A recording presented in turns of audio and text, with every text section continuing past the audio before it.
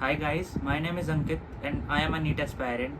So आज है 23rd of May and NEET 2025 की डिस्कशन करते करते कि इतना हार्ड था पेपर, इतना इजी था, क्या लेवल का था, ये सब करते करते अभी काफ़ी टाइम जा चुका है एंड अब इन चीज़ों के लिए टाइम बचा नहीं है। सो उम्मीद है अभी तक आपने तो कैलकुलेट कर लिया होगा आंसर की मैच करके कि आपके कितने मार्क्स बन रहे हैं नीट 2025 में। एंड ये मार्क्स कैलकुलेट करने के बाद आपको पता चल गया होगा कि आप सेफ स्कोर पे हैं या फिर उससे नीचे हैं।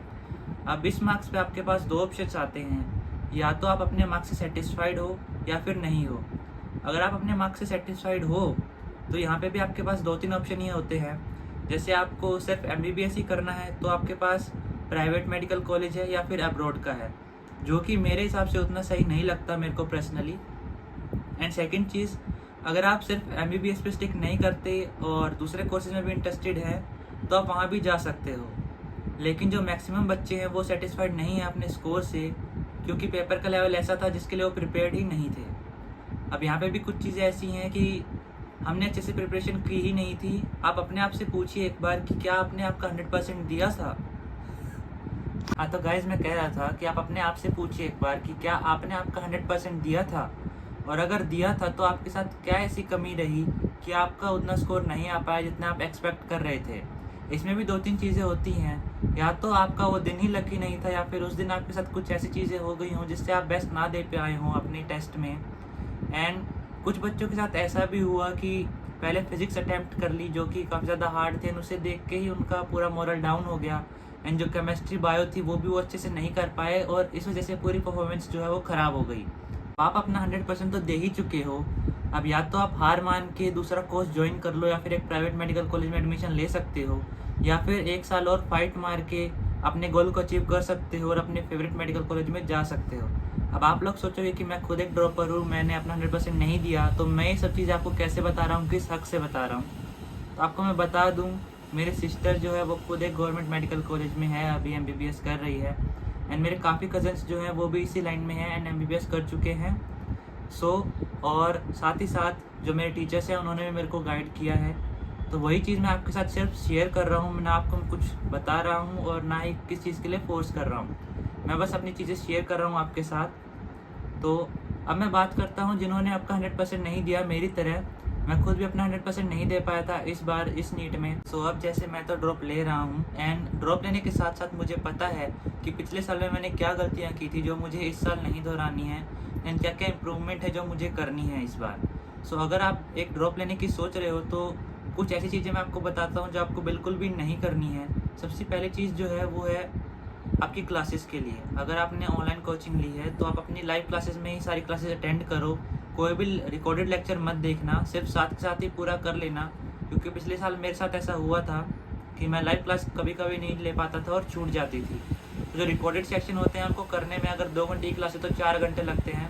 तो ये गलती आप मत करना। और अगर आप ऑफलाइन कोचिंग में हैं तो भी कोई क्लास मिस मत करना, क्योंकि ऑफलाइन में तो रिकॉर्डेड भी नहीं होता और आपको जो टॉपिक छूट गया वो छूट ही जाता है, फिर आप उसे कवर नहीं कर पाओगे। अब जो दूसरी चीज़ है वो है कि टॉपर्स नोट, और जैसे फिजिक्स में जो फॉर्मूला शीट्स होती हैं वो सब, हर एक चैप्टर के शॉर्ट नोट्स जो टॉपर्स के होते हैं, इन सब चक्करों में मत पढ़ना। खुद के नोट्स एंड खुद की फॉर्मूला शीट बनाओ ताकि आपको पता रहे कि आपने किस फॉर्मूला किस सेंस में लिखा है, क्या टॉपिक से लिखा है।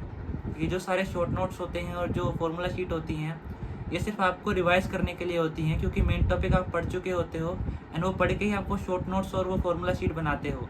तो जब आप उनको दोबारा पढ़ते हो तब आपको रिवाइज होता है वो चीज़ कि आपने इस सेंस में ये चीज़ लिखी थी। तो वो आपको रिकॉल करने के लिए सिर्फ होता है, ना कि पढ़ने के लिए। जो तीसरी चीज़ है वो आपका प्लानर। आपको एक प्लानर बनाना है। अगर आपको नहीं पता कैसे बनाते हैं तो मेरे को बता देना कमेंट बॉक्स में, आपको PDF दे दूंगा जो मैंने बनाई है। उसमें आपको लिखना है सारे चैप्टर्स के नाम, जैसे बायोलॉजी में सारे चैप्टर्स के आपको नाम लिखने हैं। उसके सामने आपको लिखना है लेक्चर्स, ऐसे करके टास्क होते हैं उनके बॉक्स बना लेने हैं, जैसे लेक्चर्स के, DPPs के, मॉड्यूल के, PYQs के एंड रिवीजन के। तो ये सब टास्क जब आप कंप्लीट कर लोगे तो उनके सामने आपको टिक करते जाना है, जिससे आपको आइडिया हो कि इस चैप्टर में आपने क्या क्या कर लिया है। क्योंकि जब आप ये सारी चीज़ें करोगे एंड आपको जब देखना होगा कि मैंने कौन से चैप्टर कर लिए हैं, तो आप ये तो नहीं खोलोगे ना कि आप कॉपी खोल के देखोगे, उसमें देखोगे कि आपने कौन से चैप्टर कर लिए हैं कि कौन से नहीं किए हैं। क्योंकि इतने ज़्यादा चैप्टर होते हैं कि आप याद नहीं रख सकते मैनुअली कि आपने कैसे चैप्टर कर लिए और कौन से नहीं।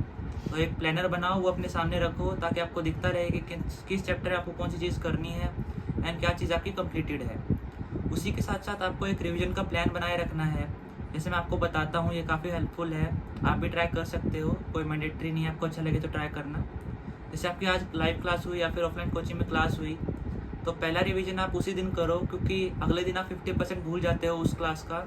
तो उसी टाइम उसी दिन रिवाइज़ कर लो एक बार तो। और जैसे ऑल्टरनेट क्लासेस होते हैं जनरली नीट के जितने भी कोचिंग होती हैं उसके अंदर एक सब्जेक्ट की ऑल्टरनेट क्लास होती है, तो उसके नेक्स्ट डे आपकी वो क्लास नहीं होगी, तो आप उस दिन जो पिछले दिन पढ़ाया था उसको रिवाइज़ कर सकते हो।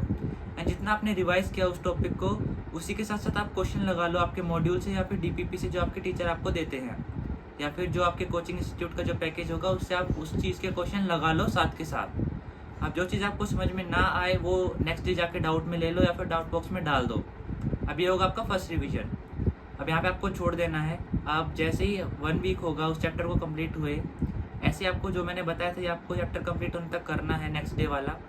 अब जब आपका चैप्टर कंप्लीट हो जाए उसके 1 वीक बाद आपको फिर से रिवाइज करना है पूरे चैप्टर को। एंड रिवीजन करने के बाद आपको उसके क्वेश्चन लगाने हैं, सारे क्वेश्चंस एक साथ सभी टॉपिक्स के। अब इसमें जो डाउट आएंगे आपको वो खुद से क्लियर करने हैं, पहली बार में आपको खुद ट्राई करना है 1-2 बार। अगर आपसे ना हो तभी आपको टीचर के पास जाना है एंड तभी टीचर से पूछना है। अब ये तो हो गया 1 वीक वाला।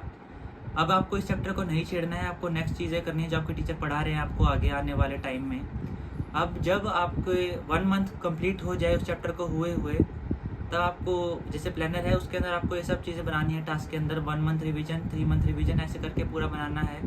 मैं आपको पीडीएफ दे दूंगा डिस्क्रिप्शन में अगर आप कमेंट बॉक्स में कमेंट करोगे तो जैसे आपका 1 मंथ कंप्लीट होगा उस चैप्टर को पूरे हुए, तब आपको फिर से अब की बार आपको रिवीजन नहीं करना है, आपको फिर से क्वेश्चंस लगाने हैं उस चैप्टर के सारे। एंड जो क्वेश्चन आपके पिछली बार डाउट में आए थे उनको आप मार्क करके रखते ही हो, तो उन क्वेश्चन पे आपको ज़्यादा ध्यान देना है, उनको 2-2 3-3 बार करना है कि आपको समझ में आ गया हो। अब यहाँ पे एक चीज़ होती है, जो क्वेश्चन आपसे नहीं होते उनको आप उस टाइम तो देख लेते हो डाउट बॉक्स में डाल के या फिर इंटरनेट से, गूगल से, कहीं से भी आप देख लेते हो। एंड वहाँ पे आप सोचते हो कि आपको वो क्वेश्चन आ चुका है, लेकिन कोई भी बच्चा ये ट्राई नहीं करता कि नेक्स्ट डे मैं फिर से उस क्वेश्चन को उठाऊँ एंड ट्राई करूँ कि क्या मेरे से वो हो रहा है, क्या मेरे को आ चुका है। अगर आप ये चीज़ें करोगे तो आपका वो क्वेश्चन कभी आगे गलत नहीं होगा। जैसे आज आपको वो क्वेश्चन समझ नहीं आया, आपको डाउट था, तो नेक्स्ट डे फिर से उस क्वेश्चन को उठाओ और खुद से करके देखो। अगर फिर नेक्स्ट डे भी आपसे खुद से नहीं होता है तो इसका मतलब आपको टॉपिक क्लियर नहीं है। फिर से वीडियो देखो, फिर से समझो, नेक्स्ट डे फिर से खुद से ट्राई करो। जब तक आप खुद ना कर लो उस क्वेश्चन को तब तक उसे मत छोड़ो। यही टॉपर की स्ट्रेटेजी होती है। टॉपर कभी भी किसी टॉपिक को, किसी क्वेश्चन को छोड़ते नहीं हैं। तो ये तो हो गया आपका क्वेश्चन को लेके। अब जैसे आपका 1 मंथ हुआ, आपने वो क्वेश्चन कर लिए जो आपसे नहीं हुए और सारे टॉपिक्स हो गया। अब जो क्वेश्चन आपके गलत थे और आप एनालाइज करो कि आपके किस टॉपिक से क्वेश्चन गलत हो रहे हैं एंड कौन से क्वेश्चन आपको नहीं आ रहे हैं बिल्कुल भी। अब आप उन टॉपिक्स को उठाओ, आपके नोट्स खोलो एंड सिर्फ उन टॉपिक्स को देखो, क्योंकि अब आपके पास इतना टाइम नहीं है कि आप फिर से पूरे चैप्टर को पढ़ोगे, क्योंकि और भी चैप्टर्स जो हैं जो आपके चल रहे हैं अभी फ़िलहाल में। तो आप उन टॉपिक्स को देख लो, वो क्वेश्चन कर लो एंड वो क्वेश्चन फिर से आपको नेक्स्ट डे ट्राई करने हैं जैसे मैंने बताया था। एंड ये हो गया आपका 1 मंथ वाला। अब यहाँ पे क्लोज कर देना है इस चैप्टर को। अब 3 मंथ बाद फिर से उस चैप्टर को लेना है। अब सिर्फ वही क्वेश्चन लगाने जिनमें आपको डाउट थे, जिनमें आपको डाउट था पिछली बार जो आपने देखे थे, उन्हीं क्वेश्चन को आप अटेम्प्ट करोगे इस 3rd मंथ के रिवीजन में। अब जब आप इन क्वेश्चन को कर लोगे तो आपका चैप्टर बिल्कुल अच्छे तरीके से तैयार हो चुका है। यही चीज़ आपको सारे चैप्टर के साथ करनी है। अब जब आपका सिलेबस कंप्लीट हो जाएगा, जन फेब तक हो जाता है हर साल कोचिंग्स में, तो टीचर्स जो है वो रैंक बूस्टर सीरीज यूट्यूब पे भी चलती हैं, आपको रिवाइज कराया जाता है पूरा अच्छे से। यूट्यूब पे भी 1 शॉट लिए जाते हैं। आप वो 1 शॉट खोलो, चैप्टर को रिवाइज करो अच्छे से, आपके नोट्स देखो, क्योंकि अब आपके नोट्स के ऊपर पूरी कमांड हो जाएगी। आप सिर्फ टर्न करोगे तभी आपको सब याद आ जाएगा।